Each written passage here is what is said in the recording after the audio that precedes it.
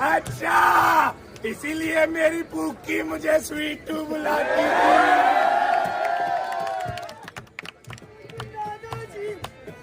मैं तो ठीक नहीं हो रहा। ओ बेटा तू ठीक होगा भी कैसे? अब आप ही बताओ, अगर ये इसको डॉक्टर वाली दवाइयाँ देती रहेगी तो क्या ये ठीक हो जाएगा? नहीं ना, तू इसको वो वाली दवाई देगा। वो वाली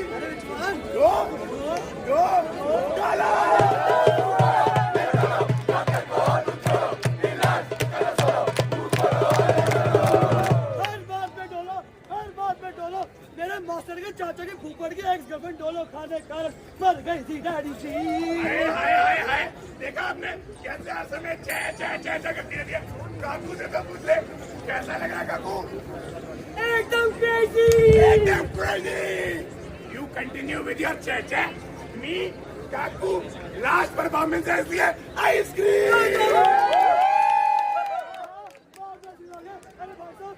मर जाइए, तुम भी मर जाओ, मैं भी मर जाती हूँ। ये चप्पल कभी नहीं खुलेगी, लास्ट में वापस से कभी नहीं खुलेगी मेरी भी।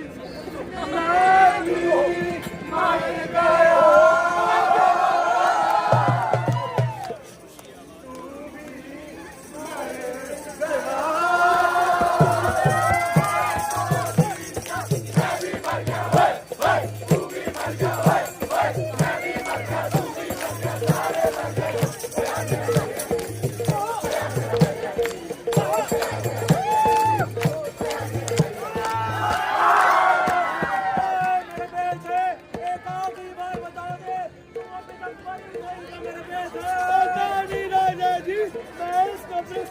कहाँ से आ गई?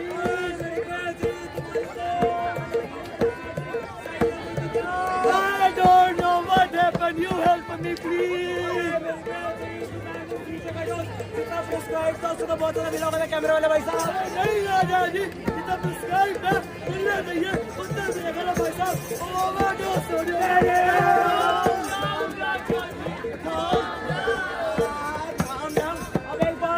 मेरी सर्जरी किसकी थी? मेरे पेट है तो मेरी पेट तुम्हारी सर की सर्जरी मेरे प्यारे पेट डॉक्टर ने पैर में तो कर दी होगी जनता।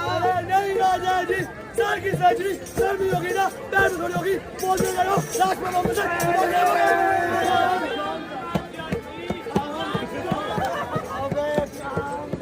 मेरी सर में होती तो ये मरती ना भाई। एग्जाम्पल दिखा दो। देखो देखो देखो देखो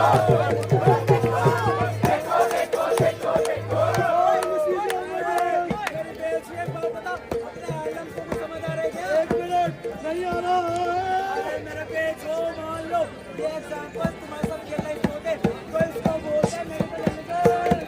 जब डॉक्टर, नर्स या अस्पताल किसी मरीज के इलाज में कोई गलती करे या ध्यान ना दे जिससे उस मरीज की सेहत को ठेस पहुंचे तो इसे कहते हैं मेडिकल नेग्लिजेंस। सारी गलती हमारी तो नहीं, तुम्हारी जनता की न्यूज होती है। मेरी गलती जैसे कि अरे एक बात बता, और 4 लोग चेकअप से तू जाती नहीं। अरे नहीं राजा जी, मैंने भी सारी मेडिकल सीट डाली, आप ये झूठी न्यूज़ झूठ बोल रही है। इसको एग्जाम्पल दिखा दो। देखो देखो देखो देखो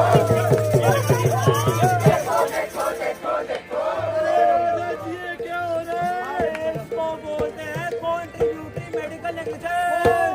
जब मरीज की खुद की ही लापरवाही उसके इलाज में बाधा बने या अड़चन डाले तो इसे कहते हैं कॉन्ट्रीब्यूटरी मेडिकल नेग्लिजेंस।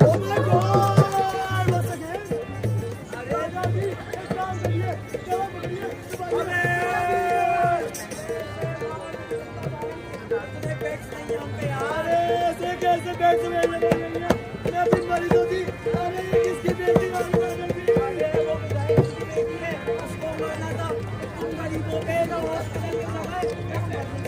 अब तेरा क्या होगा? अबे तू बोलती रहना यार। फोटो चीना जगी पूरे 2 पेशेंट। अबे 2 पेशेंट टारगेट कैसे पूरा होगा?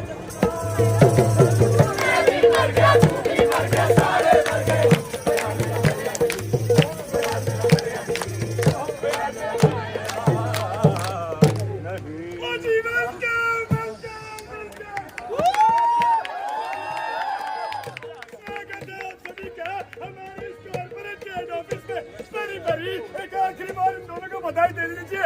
इन दोनों की चीची से डायरेक्ट DCT में प्लेसमेंट लगी है। दोनों मुझे बताइए कि आपका हमारे ऑफिस से क्या मोटिव रहने वाला है? सर मोटिव तो एक ही होता है ना, कस्टमर सेटिस्फैक्शन। हमारे ऑफिस का तो बस एक ही मोटिव है, मार्केट सेटिस्फैक्शन। समझिए भाई साहब, आप समझे? आखिरी बार अभी तक नहीं समझा है। कोई बात नहीं, हम किसने समझा देते हैं। ये रहा हमारी कंपनी का प्रॉफिट चार्ट 2019।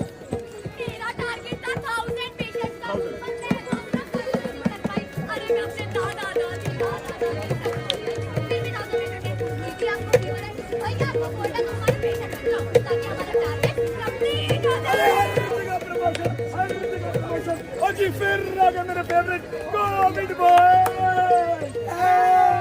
हमें टारगेट मिला था 1000 पेशेंट का और हमने कर दिए लॉक और हमें अपनी ऑटो से मस्टैंग पर आ गए। मस्टैंग पर आ गए, लेकिन फिर आ गई मनुष्य यानी कि 2025। मेरा टारगेट था 1100 पेशेंट का, तुम क्या लड़की भी करते हो? के बच्चे, अब तुम दोनों मुझे बताओ, इसकी फाइल में गलत क्या हुआ? वो कैसा लड़की थी? कैसा लड़का था सी? प्रेग्नेंट वुमन है।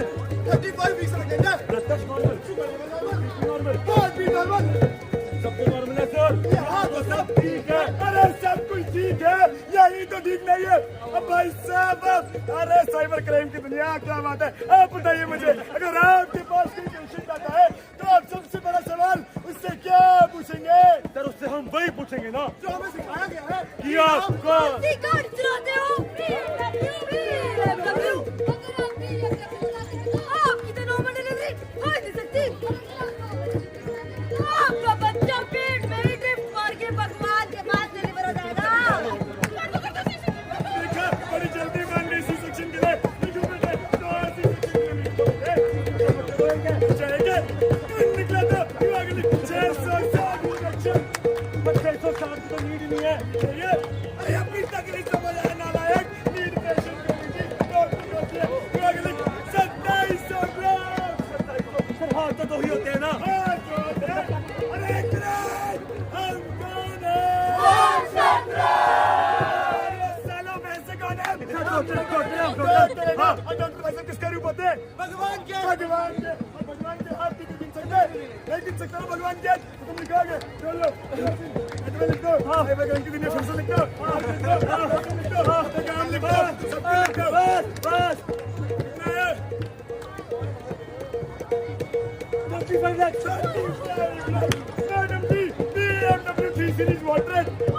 40 lakh, 5 lakh shot. What to do? हाँ सब idea and 5 lakh chemotherapy 40 lakh internet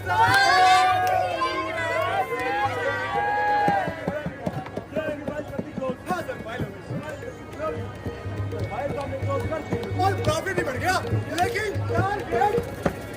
target भी हो गया प्रॉफिट बढ़ा है टारगेट भी हुआ है ऐसा आइटम किसी के पास नहीं था और ना ही कभी आएगा क्या बात है सर अरे अभी सिर्फ प्रॉफिट बढ़ा है। अभी टारगेट भी तो बहुत रहता है। अब तू मुझे बताएगा कि बचा हुआ टारगेट हम कैसे मिलते हैं?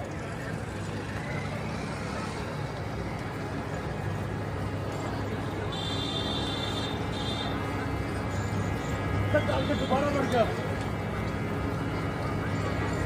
सर क्या इसकी जरूरत है? जरूरत है? क्यों नहीं है? अगर तू और ये टारगेट नहीं कंप्लीट करेंगे तो कल तो ये वाला डॉक्टर करेगा। हॉस्पिटलाइज कर किसको रोकेगा?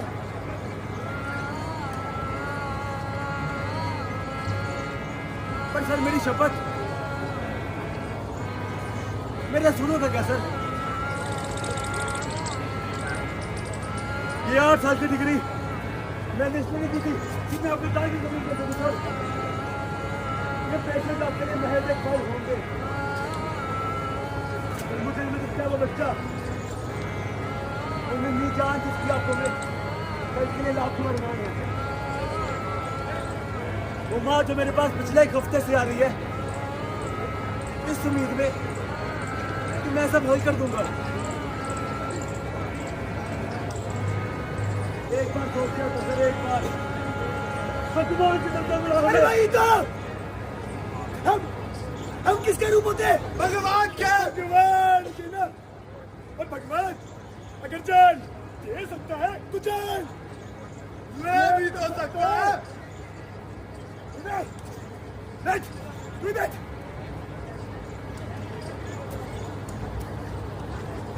नहीं नहीं भाई साहब, आज 3 साल बाद मेरा पूरा परिवार बाहर घूमने जा रहा है। टीटू, मेरी बेटी, वो बहुत ही खुश है। और गार्गी का तो पूछो ही मत। अबे क्या कर रहे हैं आप? जल्दी तैयार हो जाइए, हमारी ट्रेन छूट गई थी। हमें मेरी जैकेट नहीं मिल रही है। मैंने रखी है बेटी, नहीं मिल रही। एक बार आके देखो। वो क्यों रखी? मेरा चश्मा नहीं मिल रहा। अच्छा, और ये क्या है आपकी कुर्सी में? क्या होगा तुमको मुझे नहीं मिला? कितना ड्रामा कर रही हो मम्मी? ना जाओगे हमें छोड़ के। तुम्हारा पेशेंट कैसा है? कैसे संभाल लूंगी? दीदी बेटा, तुम मम्मी को डॉक्टर के पास ले जाना, कहीं रास्ते में दर्द बढ़ ना जाए। जी पापा, अभी जाती हूँ। मैं मानव का ईमान और कर्तव्य को पहले रखूंगा।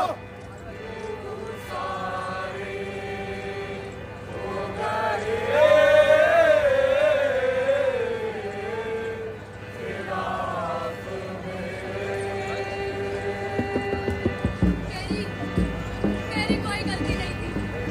मैंने किसी को नहीं मारा था। लेकिन मेरे पास कोई चारा भी तो नहीं था ना। अरे तुम्हारे हित के लिए मैंने अपना परिवार, अपने सपने, अपना शौक सब कुछ छोड़ दिया।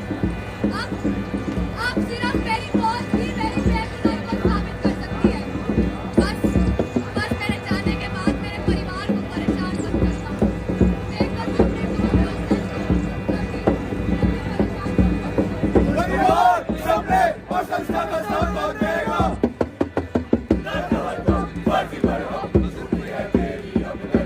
मेरे गफलत का ऊंचा परचम, तेरे को तेरी वर्दी। 96% मार्क्स आए थे सिमरन के पिछले एग्जाम में। उसने जो रिसर्च पेपर भेजा था ना, वो भी अप्रूव हो गया था। विदेश जाकर पढ़ाई करना चाहती थी मेरी बहन। तुम आज भी सिमरन की ही बात करते हैं। माँ आज भी 2 रोटी ज्यादा ही बनाती है। बस एक गलत इंजेक्शन है और वो डॉक्टर आज भी अपने परिवार के साथ हंस खेल रहा है। और मैं पिछले 2 साल से न्याय की भीख मांग रहा हूँ। न्याय की भीख मांग रहा हूँ। कश्मकश में डरता हूँ मैं तुझसे ऐसी, तूने दिल में धर के हरदम सांस लूं तो तेरी मर्जी।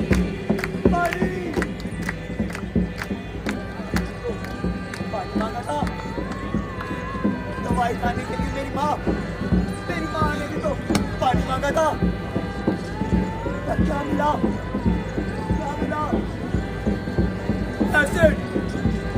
एसिड मिला उन्हें। चिनाकों ने ये जहाँ देखना था, सोने की रोशनी छीन ली। अगर अब इंसाफ मिल भी गया तो क्या फायदा? मेरी माँ तो वापस नहीं आएगी ना।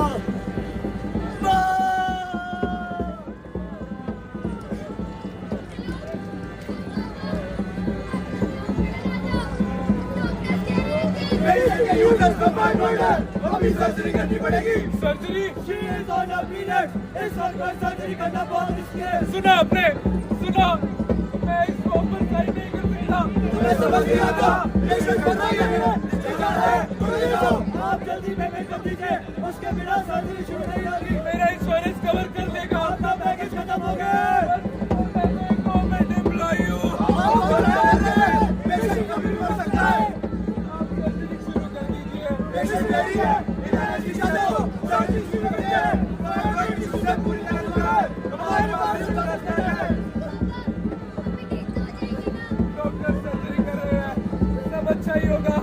कोई दिखाना पड़ेगा। कंट्रोल में है, हार्ट बीट नॉर्मल है, सिस्टम लग गया है, सर्जरी कंप्लीट है।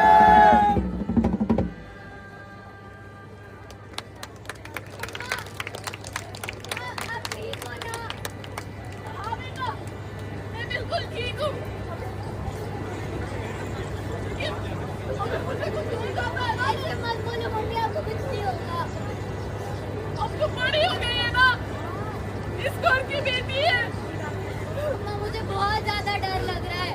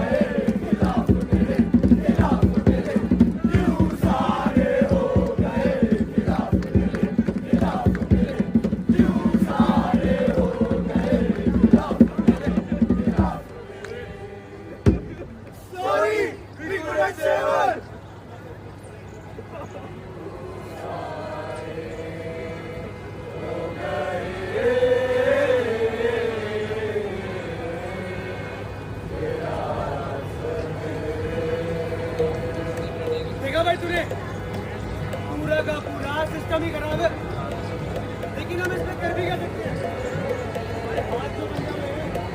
बिल्कुल सही कहा तूने, ये सिस्टम खराब है, ये सिस्टम खोखला है, मगर ये किसने कहा कि हम कुछ नहीं कर सकते?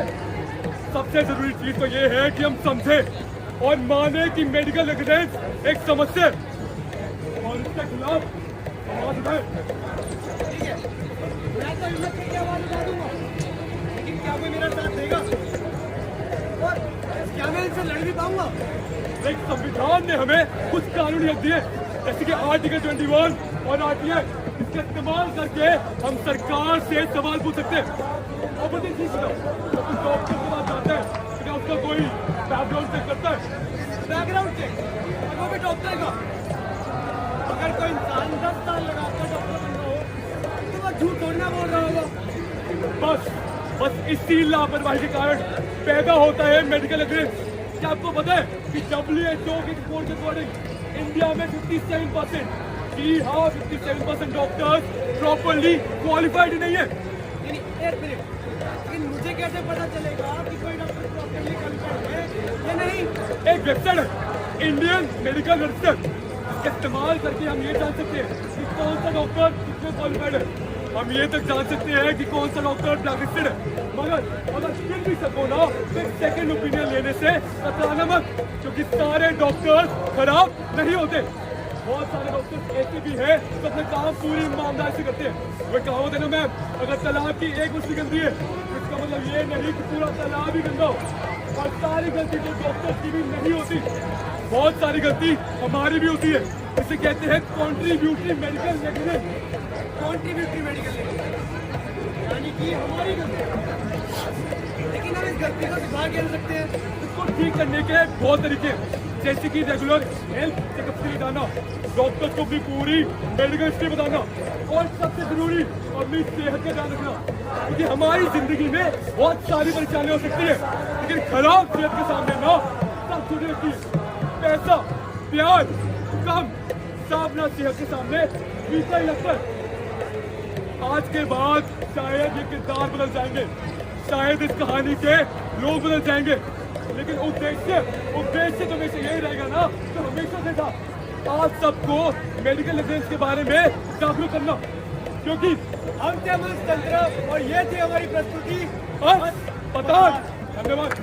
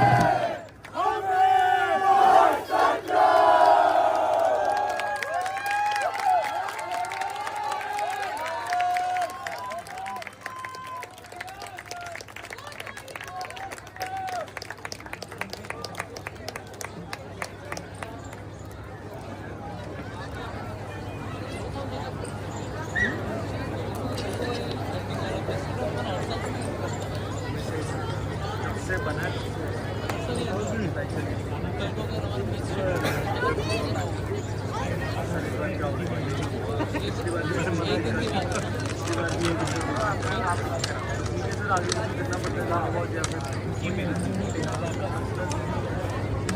ग्रैंड मंचतंत्र मंचतंत्र पंजाब मंचतंत्र कमर्स मंचतंत्र ललित मंचतंत्र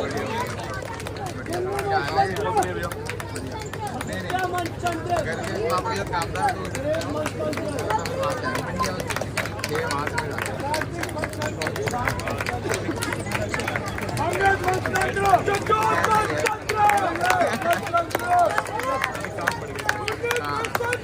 कैबिनेट मंचतंत्र